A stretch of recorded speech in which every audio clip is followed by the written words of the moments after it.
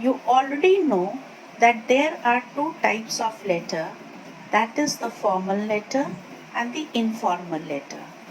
So we will begin with the format of formal letter. Now, formal letters are written to officials, businessmen, editors, principals, etc. The purpose is to make a complaint, draw attention to some public grievance, highlight an issue for public awareness, request for leave or absenteeism, make an enquiry, place or cancel an order, or make a proposal. Then there are some other forms of formal letter which are written to mere acquaintances like your landlord or some other person whom you know by name. And the reason to write such letters are to draw attention to some problem, make an enquiry, or make a complaint. There are certain important points to remember before you start a letter. So, these points are basically quick tips for writing a formal letter. The first thing is that you are strictly to stick to 3 paragraphs. Everything should be written on the left side. Lines are to be left after address and date. Pin code is mandatory. Stick to the margin and do not leave any space at all. For subscription, use yours faithfully for all formal letters and yours truly only for the editor. Another very important point is that you are not to spend more than 20 minutes on this section. After the quick tips, let's get into the details of how to write a formal letter. You always begin the formal letter with the sender's name, which is your own address. You start with the house number of building or colony with a comma, sector or area or street again with a comma, and name of the city along with the pin code. Pin code here is compulsory and a full stop after the pin code. Then leave a line. Write the date by writing the date. You are not supposed to use any hyphens or abbreviations. Hyphen is the dash before the abbreviation. You are not supposed to use hyphens and neither you are supposed to use abbreviations, which means short forms. You have to write the month and the year in full. TH, RD, ST after the date is to rest neatly on the line itself and not to be left hanging in mid-air. It should rest neatly on the line next to the date before the month. There should be a gap between date and month. Month is to be written in full with a comma and then the year in full with a full stop. No short forms of any kind should be written. Then again leave a line.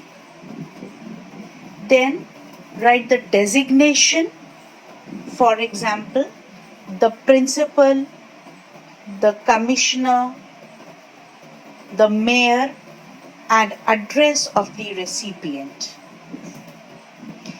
With all the details mentioned, like the street or area, name of the city, along with the pin code, following with a full stop. You remember the address, like you have written your own address. In a similar manner, you will write the address of the recipient. You will put a comma after the street or area and then you will put a full stop after the name of the city and the pin code. Then you leave a line and you write the salutation. For salutation, you should write Dear Sir or dear madam. Never ever write dear ma'am, because no short forms are allowed in letter writing. In case of writing to acquaintances or strangers by name, like your landlord, teacher, coordinator, you can write down Mr. Basu or dear Miss or Mrs. Datta. Leave another line and write the first paragraph, which is the introduction.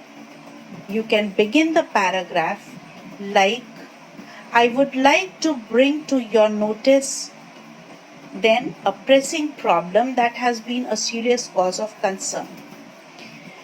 Then the content will always be available in the matter itself, that is, it is in the question itself. Use the content in the introductory paragraph. Keep the language formal throughout the letter. Then leave a line and move to the second paragraph, which will form the body of your letter. Expand on the content of the letter. Now, I've told you that the content will already be available in the question itself. You can expand on that content and discuss the issue or problem in detail. Understand and take up one by one all the multiple components asked in the question. You have to remember to address all the problems as given in the question. You cannot leave out anything, marks will be deducted. You will have to take up all the components of the matter, all the problem from the question, and you are to talk about each problem one by one. Remember to mention the problem and give 2 solutions as well. So here is the body. You are to mention the problem and give 2 solutions as well. Then you leave a line and you write the third paragraph, which will form the conclusion of your letter. You can start this paragraph in this manner by writing, I hope and request you to kindly look into this matter and take prompt action. I have also given other examples, like you are therefore requested to kindly look into the matter and take prompt action. Look into the genuine problems of the residents of this locality and make arrangements for a smooth and uninterrupted power of water supply. Or look into the genuine concerns of the locality members and take necessary actions or steps to address this problem or issue. Or make arrangements to carry out at least basic repairs of the road. Now, you can pick and choose from these examples depending on the question and the matter.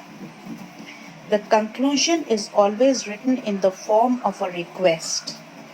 You are always supposed to write the conclusion in the form of a request in a very humble manner. Then leave a line. And in the subscription part, before writing the subscription, you write thanking you, where T should be capital and Y should be small, followed by a comma.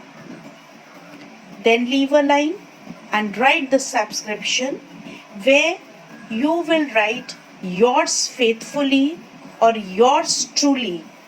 Yours should be without any apostrophe, Y should be in capital, and faithfully F or truly to T should be in small letter followed by a comma. After leaving a line, you will write your full name. You should not use bold letters or block letters to write your name. As a proper noun, as a name should be written, you will write your name and end your letter with a full stop. Now let's do the format of informal letter. Informal letters are written to friends and relatives to convey some message or news, to share your feelings and thoughts on some important issue, or advise or suggest to invite somebody or to make an announcement, etc. Important points to remember before you start an informal letter is stick to 3 paragraphs again, like formal letter. Like formal letter, everything is to be on the left side. Lines not to be left after the date and address. Pin code is mandatory again. Stick to the margin and do not leave any space at all. Points to note: while writing an informal letter, always begin with the sender's address, which is again your own address. You start with the house number, building or colony, followed by a comma, sector, area or street, again a comma, the name of the city, along with the pin code and a full stop. Then leave a line. As you have written the date for the formal letter, in the same way you will write here the date without using any hyphens or abbreviations. TH, ST, RD of the date is to be written neatly on the line itself, not hanging in mid-air. The month is to be written in full with a comma and then year in full with a full stop. No short forms like Jan, Feb, Mar, June, Aug, Sept, anything like that. Exactly like the formal letter. Again leave line. Salutation. In an informal letter, you are to write dear and the name of the recipient. When you are asked to write a letter to your parents, then it has to be addressed to both parents. For example, the parents, comma, or dear mummy and daddy, followed by a comma, or dear mother and father, followed by a comma. No mom, no dad. If you are asked to write to a parent, then it can be addressed to any one of your parents, like dear mama, followed by a comma, dear mummy, followed by a comma, dear daddy, followed by a comma. If you have been asked to write a letter to your siblings or cousins or friend, then it is compulsory to write their names and not brother or sister. I repeat, when asked to write a letter to your siblings or cousins or friends, it is compulsory to write their names and not dear brother or dear sister. You should write dear Anu, dear Sam, depending on the name of the sibling or your cousin or your friend. In the introduction, you can write, I received your letter last week and was delighted or shocked or sorry or pleased to hear about whatever you have to write according to the question given. Please make sure that you begin your letter in this manner and not by writing hi, hello, how are you, and all that. This is an informal letter, but your style and language should not be casual. It can be informal but not casual. You leave a line after the introduction.